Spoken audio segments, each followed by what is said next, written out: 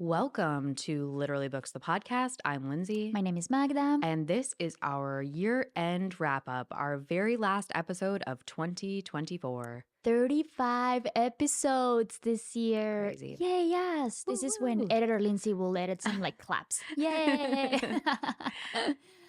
We did it. I'm really excited. I'm glad we got into this journey. Me too. And I feel like there was so much to talk about when Magda did our outline for this week for us to sort of prompt us to consider some of the things that we wanted to think about that we want to take away from 2024. And as I was going through the books that we've read, I was like, wow, I actually forgot about a big chunk of these. My short-term memory, I guess maybe this is more like long-term memory at this point. Medium-term memory? Yeah, medium-term memory. Yeah, it has been kind of bad. I actually went through my Goodreads to see what I have read, what I've enjoyed. And I'm like, oh my gosh, yeah, I forgot that I gave this book 4 stars and I already forgot about it. Yeah, I know. I feel like you need to do an end of year recalibration of your ratings on books because there are so many books I rated 4 stars and I'm like, I don't know, it was good. But not 4 stars. I mean, 4 stars should be pretty life-changing. Exactly. I feel like, I think as we mentioned before, 3 stars is good. It's a good book. Yeah, yes. don't knock it down for that. It is a good book. It's just 4 stars is pretty magnificent. Yeah, I agree. Yeah. What are you reading right now? Okay, I did read, based on one of your recommendations, I read Beach Read by Emily Henry. Okay. I read it in 2 days. My favorite Emily Henry. It is? Yeah. This was your introduction to Emily Henry. Yeah.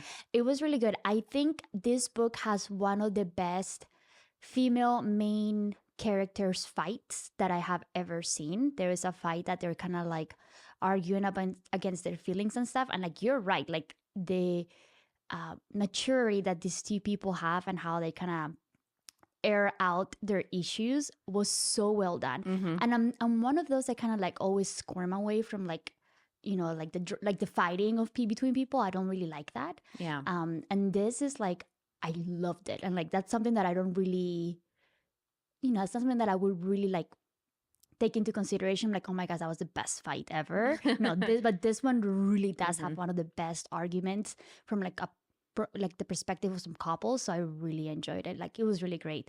It is very similar to the rom-comers, which we kind of now know that Catherine Center took a lot of inspiration from it. So there's a line dancing scene and everything. Although the rom-comers line dancing scene is still one of my favorite chapters ever that I've ever read. But yeah, it was really good. So thank you for that recommendation. I think the dynamic between the 2 main characters is maybe my favorite in a straightforward romance book that I've ever read. I really love them. Yeah, it was really great. And yeah, I really enjoyed it. I think, yeah, I kind of understand what you were mentioning back when you were reviewing this book about how probably mature their characters are about therapy, which is true. And they kind of talk about it briefly in the book where they do mention that he's been going to therapy and she has as well. And that kind of helps air out their... It's amazing what impact that has, right? It's so great. On these fictional characters. Oh, it was great. And on the opposite vein of that, I started reading Variation by Rebecca Yarros. Because I just, I've been kind of looking forward to reading Onyx Storm. So I kind of wanted to see how the writing is. This is my first book from her that I read that is not related to the Empyrean series. I don't like it. Okay, why not? I am 65%, 70% into the book right now. The characters are the opposite of what we just talked about. They are very immature. The issues that they're talking about, they just keep going over and over the exact same issues over again. Similar to what happened in Iron Flame, which is one of the reasons why some of our friends did not like Iron Flame. It was because the fights between the 2 main characters were so repetitive, and that's where we're at. Same exact situation with Variation. I'm kind of getting over it. The book is kind of long for a rom-com, well, for a romance book. It's 15 hours long. I'm doing the audiobook. I don't like it. The characters are not... They're fine. They're just very immature. They're fighting over the same things over and over again. I think the main plot of the book is weak. It's about this really rich family that they're ballet royalty. And then he's part of the Coast Guard. I don't know. It just didn't... It's not good. Speaking to you. Yeah, it's not speaking to me. It's just not good. The sex scenes are weird in a way of I know that you said you don't like... Ali Hazelwood's writing of sex styles, this is probably worse than that. I just did not enjoy it. And I'm sorry, guys. Maybe I'm just in a weird headspace. We've been talking about it. You don't have to be sorry for your opinion. You're allowed not to like something. Yeah. But it was just not good. The conversations between the 2 main characters are very forced, when they're thinking about things, like every other page. I'm not exaggerating on this. Oh, and she just looked at me and I remember how she was last night when she was on top of me, blah, blah, blah. Like every single other page, it's exhausting and it's tiring and I don't like that. So, and I went online to kind of look at reviews and everybody adores this book. But now I'm like really worried because some of the things that we did not like about Iron Flame are very obvious in this book, and it makes me nervous for what's going to happen with Onyx Storm. Um, I could be totally alone in this. This could be a very unpopular opinion, but it's not doing it for me. I will be finishing it because, I mean, it's gotten really good reviews. So I'm in the same boat as A Perfect Marriage where, like, obviously I must be missing something. But yeah, it's not good. There's a little kid here that it's supposed to be, like, adorable. She's a brat. Like she comes up, yeah, she comes across as a brat. Like, I don't like her, and she's supposed to be the heart of the book. Sorry, like, she's really unlikable and manipulative 10-year-old, and I hate her. Like, I don't like her. So I don't know. It just didn't speak to me. So we'll see. I'll let you know how it goes next week. I'm To proud you of you for saying that personally. you didn't like a book. Yeah, it was just not good. I'm over this feeling. You're not saying that you hate it. You're not Yeah. saying Rebecca Yarros is a terrible person or a terrible writer. Yeah. You're saying you don't like the book. That's okay. You're not supposed to like everything you read. That's No. art. So yeah, it's really like very similar on the page, like once you start kind of getting through it. But yeah, not my fave. Yeah. Anyways, what about you? What have you been reading? I'm okay. I have very exciting news this week, which is I finished 2 books. I finished Lincoln in the Bardo. Okay, how was it? I explained it to my friend like a kale salad. Or like a workout would be a similar thing where it doesn't necessarily appeal to me as something that's easily digested. I wasn't necessarily enjoying every second of it as I was going through it, but when I finished it, thought it was something special. I thought it was like very unique and a very Okay. interesting story. There were a lot of really beautiful moments in it that made me tear up. The writing is next level, but it's not a mystery thriller that's just going to go down really easy. So I'm glad I finished it. I'm glad I read it. It's very good, but you have to be in the right mood for it. Okay. That's good to know. Hmm I probably will not be reading it then. Yeah, it's a beautiful story about Mhm. grief, but yeah, it's not for everyone. And then I also finished. Finally, I got my life back. I finished Heat of the Everflame. Thank baby Jesus. I turned that audiobook up to 2 times. I was fast forwarding through parts of it, specifically to your point about having issues with the sex scenes and variation. It's the exact same issue in Heat of the Everflame, where we are trotting through the characters' feelings for each other over and over and over again.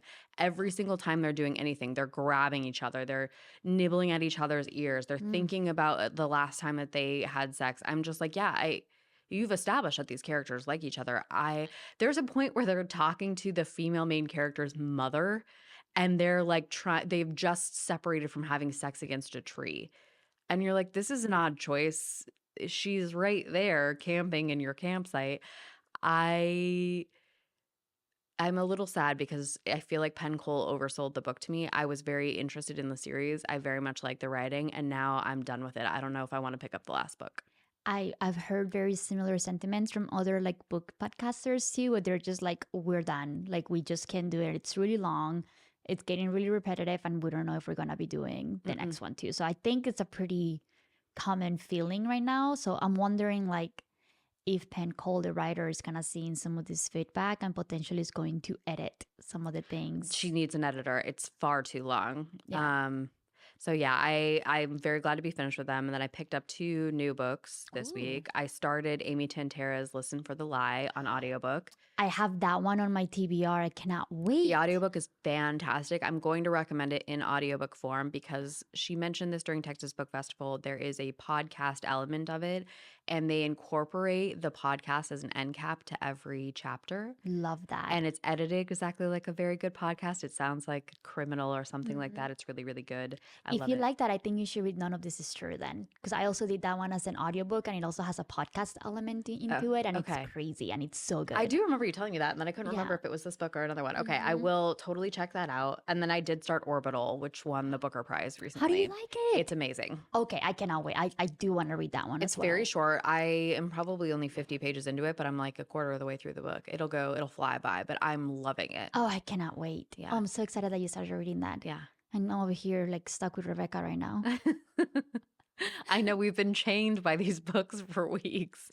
But and like I mean, it's not as long as yours, but it is 15 hours, which is pretty long So for a long. romance Yeah. novel. Like normally they go maybe 12 hours and that's it. Hmm. Yeah, this one is just like ugh. Yeah. I will finish it and I will put an official review once I'm done and I will have my thoughts really clearly laid out because I know that the Rebecca Swarm is gonna come after me for saying that I'm worried about Onyx Storm after reading I'm this. also worried about it. Yeah. And you know what? If we don't like it, I'm gonna be done with the series and I'm not gonna think twice about it. Yeah, I think we have to. It's too much of a commitment. I mean, like we're gonna start now rereading Fourth Wing and Iron Flame, and that's gonna be 50 hours of our Life lives. is too short. You got to read things you're Yeah, actually enjoying. yeah, So, exactly. all right, should we take a break and then go to book news? Let's do it. All right, welcome back. We're gonna get into this week's book news. Magda, what do you have for us? All right, so we have some news coming from the UK. The Harry Potter first edition book has sold recently for 36,000 pounds, which is pretty awesome. Christine McAuliffe bought the copy of the Harry Potter and the Philosopher's Stone for her son Adam in the 1990s for about £10. And this book is very special because it's a hardback copy that was published in the first ever Potter book print run in 1997. So if you have any first editions laying around, it might be worth a pretty penny. I want one of those Philosopher's Stone editions. It's so pretty. Yeah. All right, next we have an update about The House on Mango Street by Sandra Cisneros. It is to become an opera. There are a lot of adaptations of this book in the works right now between Sandra and her collaborator, composer Derek Bermel. Right now, they are focusing on the opera adaptation. If you're not familiar with this book, I feel like everyone had to read this book in middle school. The novel is a series of vignettes following 1 year in the life of 12-year-old The novel is a series of vignettes following 1 year in the life of the 12-year-old main character, Esperanza Cordero. Her parents moved to a house in the Hispanic quarter of Chicago, but dream of upward financial mobility. The book deals with themes of class, domestic violence, sexual assault, leading to its classification as a frequently challenged book with diverse content, according to the American Library Association. This is a frequently banned book, and so I'm super excited that Sandra is working so hard to bring it to absolutely every format. It is a really beautiful story about the difficulties of coming in age, particularly if you come from a lower to lower middle class background. Cannot wait. I'm excited for this. And I'm wondering what the music is going to be like. Me too. I'm so excited. It's going to be good. Okay. What do you have? All right. And then the last but not least, I think we reported on this a few months back that Costco had recently announced that they were going to stop selling books all year round because it was just too much of an overhead for them to be having that. They just announced that about 100 of their 600 locations are actually going to be keeping the book sale models all year round. So readers rejoice. Woohoo. So I think they kind of heard loud and clear what were the actual stores that were selling enough of this book. So not all of them are going to be stopping to sell the books. Now it's going to be about 100 of them. You can go to Costco.com and they actually have the list of the locations that are going to continue selling books. And that's all we have for book news. Welcome back, everybody. So now we are going to go into Magda and Lindsay's favorite things. Lindsay just mentioned this in our break, and I think it's so smart. So our favorite things, just for like, if you're looking for a special gift for the reader in your life, we have a few recommendations that are going to be nice and easy for you to grab over the next few weeks, if you still haven't gotten anything. So I think first up, from my end, one of my favorite gifts, and this is something that I actually received from Lindsay, it was a book stamp that says from the library of Magda blank, my last name. And I thought it's so cute. So if you have somebody in your life that has a lot of books, it would be like a very personal gift. You're going to be able to kind of stamp all of your books. It's going to look really professional. I loved it. It's a good way to keep people from stealing books that you lend out too. I got Magda a stamp, but they make embossers, all sorts of things. But it really makes your library look super professional. Yeah, it does kind of make me feel like I have my life together. I'm like, Yeah. here's my book, here's my stamp. Speaking of having your life together, I think another recommendation we've talked about this on our socials before, which is bookmarks, booklights, things to put in your book to mark where you're at and help you read. Those are the sign of a true organized human being. If you're not using a receipt. Yeah, which nothing wrong with that. But hey, you can look a lot more put together if you have a fancy bookmark. It's great. And I feel like more and more I see really interesting ones that are around. Like, I think it's a very good signature of your personality. I know you hear the word bookmark and you're like, oh, that's very boring. But more and more, especially independent bookstores, Reverie here in Austin, as well as Lark and Owl and Black Pearl, they have great bookmarks that are super individualized to the reader. They'll have quotes from their favorite books. Some of them are magnetized if you tend to lose them, like I do. Mhm. Some of them are classy tassels. I feel like it is a good litmus test for someone's personality if you can pick a good one for them. Yeah. Oh, I don't know. I have like so many different bookmarks that I don't know if you'll be able to know what kind of person I am because I have all You're of an them. onion. I have You're an exactly. I onion, yeah. love that. All right, another one. This was also a gift, and I've gotten this one again from Lindsay and also from one of my really good friends, Al. Before, I have received a book journal, and although I'm not as consistent as I would like to be filling it out, I think it is kind of great, and it does give you a little bit of a moment and pause to kind of think about the book that you just read. And I do find that when I'm writing things down, like by hand, I actually tend to remember a lot more of the details more. So I really love the idea of like being able to kind of write down my thoughts, what I like the most about the book, and kind of save that away. There's some really good ones out there. I know how often too that we say we read books and then we have no memory of what they are. I do feel like a book journal is a nice way to sort of bring you back to what you liked about the book, what when you read it, what was going on in your life, why it hit you a certain way. I love them. Yeah, it's really good. Okay, I actually had my friend Anai got me the one of these one time, and I was obsessed with it, which is a book blind date, and you can find quite a few of them on Etsy. They tend to include things like stickers, pens, note-taking items, which, I love to take notes. But the coolest thing about that is they package it up in this really beautiful packaging, and then you select based upon the genre, but you don't know what the book is. So one that I really like is called Beyond the Trope on Etsy, but they make these very cool packaged items. So it's kind of fun for the gift giver and fun for the giftee because you get an awesome, beautiful package filled with helpful bookish items. I love that. That's pretty badass. And I will actually be gifting that to myself, I think. Another one, and I think this will be very special if you have somebody in your life that has like a favorite book, is trying to find a special edition of that book. Yes. For instance, as this is not secret to anybody, I am obsessed with Jane Austen, and there's a multitude of like really beautiful editions out there that could be either leather bound or special like copies or things that kind of make him look a little bit more from coming from the 1800s or early 1900s. That there's just some beautiful copies. They're a little bit pricey, some of them, but there's some other ones that are pretty affordable. And he just kind of makes their little books more of a special occasion when they're reading it. Plus, the readers in your lives use their books as trophies. So you want to make those trophies as attractive as possible. So, Full 100%. okay, some other ideas. Where do we want to go next? Do we want to do Yeah, all a of these? tiny bookshelf, and then we can just close it out. Yeah.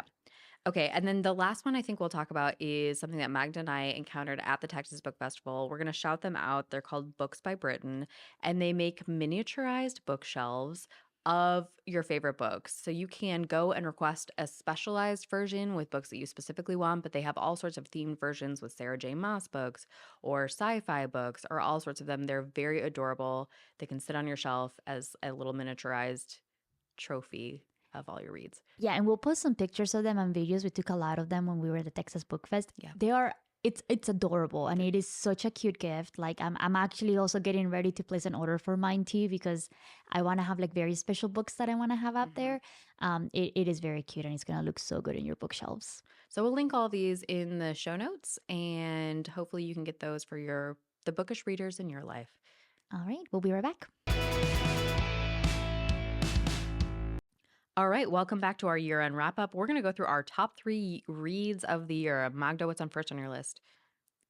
I don't know what happened to me. I honestly, I came into this podcast being a hardcore romance girly, and 2 of my top 3 are sci-fi reads. Like this, I feel like this is the great achievement of my life. Yeah, like who am I? I don't know what happened here, but yeah, 2 of my 3 are sci-fi, and then the first one that I have here is Dark Matter by Blake Crouch. I could not get enough of this like multi-parallel universe type of situation. It is a sci-fi heavy book, but it is so digestible and I loved it. The book is really good, but the adaptation, I think it's even better, which is like just speak of like how great and strong the story is for me to say that this is one of my favorite books of the year, but the adaptation's even better. Like the television show, you mean? Yeah. Yeah. So like good. it's so crazy, Mhm. but it is amazing. It is so well written. it is just so easy. Like you're talking about like crazy physics type of things here, but Blake Crouch did such a wonderful job, like explaining this to the reader. It was just beautiful. Loved it. Cannot get enough. I Cannot also wait loved for the it. second season. Great first book. Mm. Okay, it was interesting going back through this list because my top three are actually different than I thought they would be going through our Oh. full list. So my first one is I Shouldn't Be Telling You This by Chelsea Devantez. I was obsessed with this book when I first read it, and then thinking about the books that made the biggest impression on me this year, this one came up. It's an essay anthology. Chelsea is a television writer, she's an actress, she's a podcaster. She has a podcast called Glamorous Trash.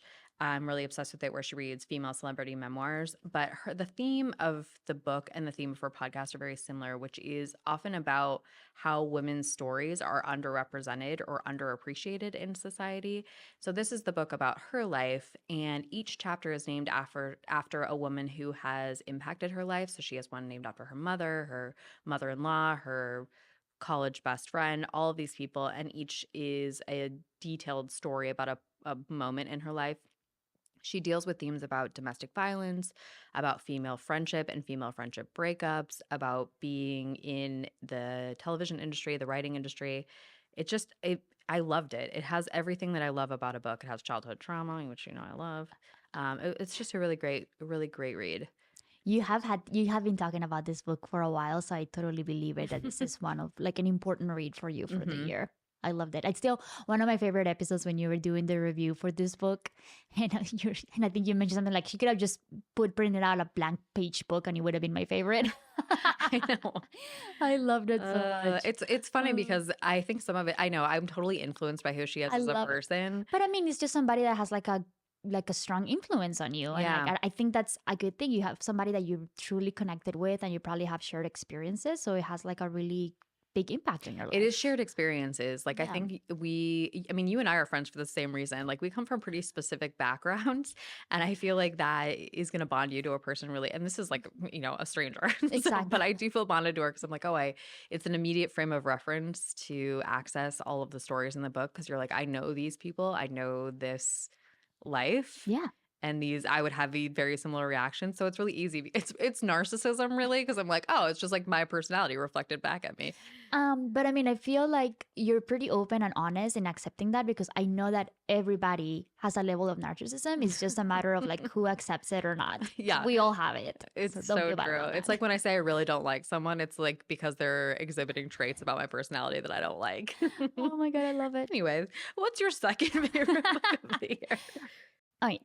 My second book, which is the second one, my second sci-fi read, and I don't think this should be a surprise to anybody. It's going to be Project Hail Mary by Andy Weir. Ah, man, this book has a chokehold on me. It really does. Like I loved it so. I think this is the book that I can accredit that it got me into sci-fi reading. I Hmm. think this is it. This was like a nice, easy introduction into that genre. I know it's like a basic bitch book. I get it, but it is It is amazing. not. Well, I feel like if people are gonna be like, "Oh, that is not real sci-fi. You need to read blah blah blah," and I'm like, "Well, this is like a nice I'm is it? Oh, you're okay. This is like a nice introduction into kind of getting you into wanting to read a lot more sci-fi. And I went into this book fully blind, which and more I'm thinking that is the best way for you to be able to um, go into a book is not knowing anything about it because I think it's really gonna get you in this immersive world. And I just loved it. I'm not gonna give the spoiler of like why I love this book so much.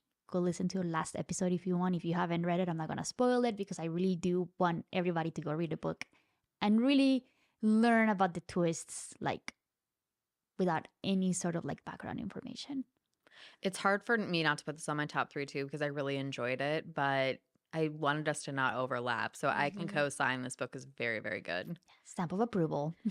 Okay. What about you? Along the same note of going into a book blind, when we did our book trail festival or Mhm. sorry, when we did our book Texas book trail, do you remember that where we went to all the local bookstores around Oh yeah, Austin? yeah, yeah, yeah. It was a local business initiative here. I picked up a book at every single store that we went to, and one of them completely randomly was this book called Cleopatra and Frankenstein by Coco Mellers. And I've talked about it before on the show. It just follows a young artist who has a very quick marriage to a much older, wealthier man. They're sort of hipsters living in New York. They're surrounded by people who are like restaurateurs, artists, and it's basically just about the her coming of age and the difficulty of navigating this marriage when you have two emotionally immature people who are sort of thrust into this very dynamic Mhm. relationship. And then it also follows the side characters and how that relationship kind of impacts them and kind of what's going on in their lives. I love a character focused book. I loved the writing of this book. For the same reason that Francesca was my favorite character, where there's something about that like unattainable coolness that draws me in that I'm like, I don't recognize this in myself, and I very much enjoy reading it. It's that. I loved it. Yeah, you have been mentioned in this book that like it's a very specific type of book, but like it feels like I think you've really enjoyed it. And are you Hmm. gonna read? I think there's one that she Blue Sisters. Blue Sisters is the Hmm. one that came out this year. It's on That's my also TBR. like very highly praised. Hmm. All I right. really like Coco Mellors. Also, she is stunningly gorgeous. Oh yeah. She's just a cool person. She is a Francesca where I'm just a little bit like, thought we weren't supposed to have like you can't be hot and smart and successful. That's annoying. But I love it. All right. Okay. I might check it out. Who knows? Maybe I'm gonna have to do like an audiobook on that. We'll see. All right, and then last but not least on my end, this is like a true romance one. It's gonna be the Rom-Comers by Catherine Center. This book has one of my absolute favorite chapters I have read this year, which is the line dancing that was taught by an Italian, and it is to me one of the funniest scenes that I have ever read. I still randomly go and reread that scene just because of how funny it is. And I loved it. It's just one of my favorite romance books that I read this year. I know it's not for everybody. I read it at a point that I kind of needed that type of story, Yeah. and it just kind of touched my soul, and I just loved it so much. Right. The Rom-Comers was a great book. It's a warm hug of a book. I completely agree Mhm. with you on that one. Catherine Center is just a light of a human being, so I totally get why you like that one. I'm obsessed with her. Love her. Okay, my last book is The God of the Woods by Liz Moore. That was recommended to us.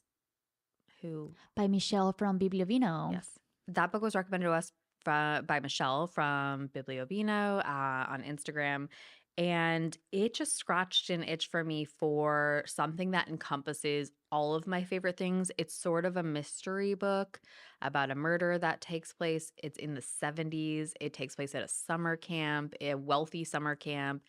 It talks about generational trauma. It talks about childhood and coming of age and wealth. And it scratches a lot of itches for me. And it's just a great, fun book. I don't know, it goes down easy.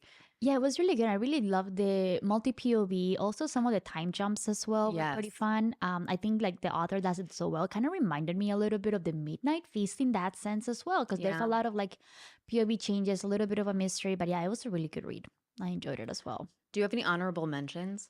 I do. I think my honorable mention is going to be the games Gods Play by Abigail Owen. I thought it was so lovely. I think it just kind of reinvigorated my love for romantasy because I kind of had lost it this year. Yeah. I overdid it last year, and I think this is the book that is kind of getting me ready for the Empyrean series for January. Kind of gave me a little boost to kind of get it back in there. What about you? Mine is I only didn't recommend this because it stuck with me. It's one of the books that stuck with me the most this year, but it's so depressing. So you have to really be in the right mindset for it. And it's The School for Good Mothers by Jessamine Chan. It's basically about this world. It's I don't want to say it's futuristic because it's not in any way.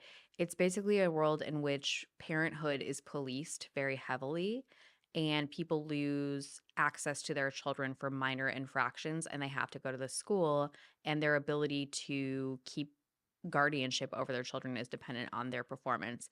It talks about the disparity between raising children between men and women and the expectation differences. It's a very heart-wrenching story. I love it so much, but it is so depressing that I'm like my brain wouldn't let me really go back there. So if you read this book, go read the rom-comers afterwards, Yeah, and then your palate will be cleansed. exactly right.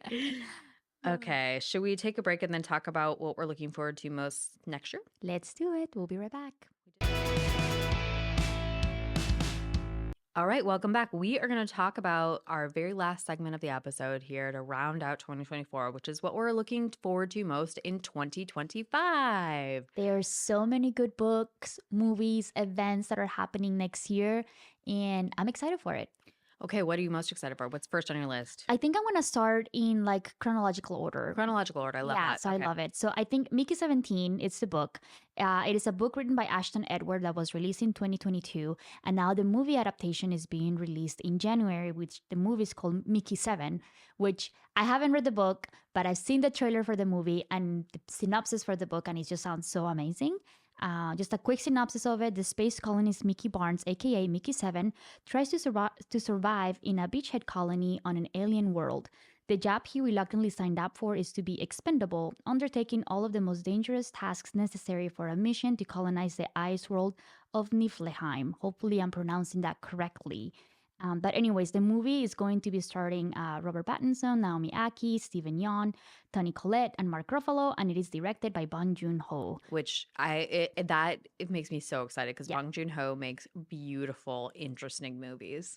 I'm so excited for it. And I think that's kind of one of the reasons why. I mean, I guess sci-fi world, apparently that's my new thing. So I am looking forward to reading this book. I'll probably be reading this over the Christmas break. Just so excited. Cannot wait. And I think it comes out on January 20th, I believe, or something along those lines. I'll look it up and we'll post it in our socials. I can't remember exactly, but it's going to be towards the end of January. What about you? Okay, mine is just a basic biddy move. There's a new Emily Henry book coming out next year called Great Big Beautiful Life. I don't know what it is. I just need a Emily Henry dessert for any book that I read. I just really like her writing, so I'm really anticipating that one. I'm excited for it too. I think especially after reading Beach Read, it kind of reinvigorated my love for her. I kind of forgot that I really enjoy her writing. Yeah. And I'm really excited for it too. Yeah. What about you? What do you have next? Okay, the next one, I think we're both yeah. equally excited for. This is our romance arc for next year. So Ali Hazelwood is going to be releasing Deep End, aka Wet, which It'll always be Wet for official name. Yeah, for sure. It's going to be coming out in February 4th. It's going to be about a competitive diver and an ace swimmer jump into forbidden waters in this steamy college romance. I am just so excited for this. There's no words. It's gonna be a silly, fun romance. It's kind of that sets into like the water sports in a college setting, and I'm here for it. I'm also here for it. I love Ali Hazelwood. Yeah, and some of the hardcover designs that people have been making for it are pretty gorgeous. I know Steamy Lit, I think, released a special wet version of the hardcover, so go check them out. They're an independent bookseller. Readers unite against the publishers, not wanting to be a little bit, crossing the lines, whatever. All right, what about you? Okay, sorry.